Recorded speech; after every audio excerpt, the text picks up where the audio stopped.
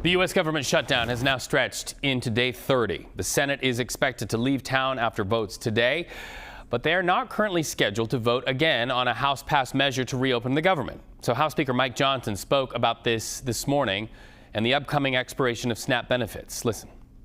As I mentioned on Saturday, things are going to become very dire. There is one way out of this, the easy way, the obvious way, and that is for the Democrats to do their job and vote for the CR.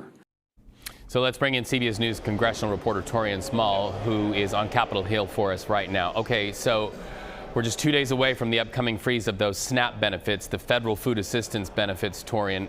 So does the Senate have any plan to do anything before they leave town?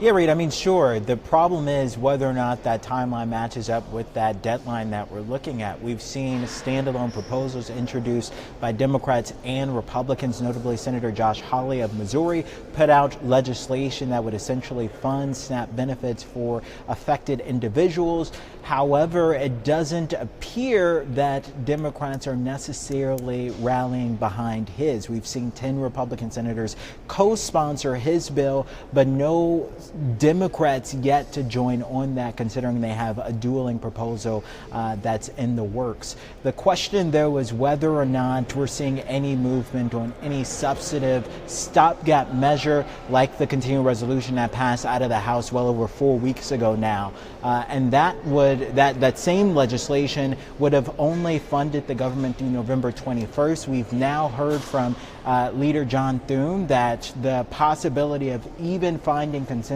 with Democrats to pass that still wouldn't be sufficient enough for them to have time to negotiate a full appropriations bill, which means there might be a modification to a full continuing resolution if they could find some type of consensus with Democrats, which means the House would then have to come back and vote on that. It is a bunch of weeds that we're tangling through on the Hill here today, Reed, and again, no end in sight just yet, as there are no votes scheduled for today.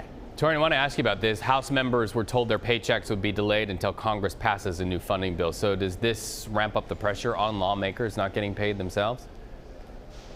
Sure. I mean, that means there's probably some frustrated staffers in these lawmakers' offices, but it's unclear if that would be enough to move these lawmakers. They've been talking about this during press conferences, Democrats and Republicans separately, again, pointing the blame at each other, but no movement yet on moving forward a full continuing resolution. What we have seen, as I just said, there are these standalone bills, including measures that would fund or return funding for federal workers.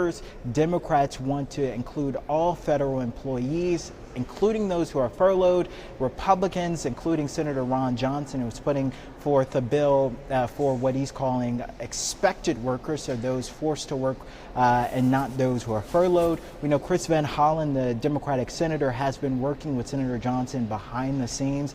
And then concurrently, we had some House Democrats and Republicans working together as part of the problem-solving caucus to talk to senators. It's been largely rank-and-file members looking at these bipartisan solutions, but no clear consensus yet from leadership on whether or not a solution is in sight, Reed. Taurean Small, thank you so much for that update.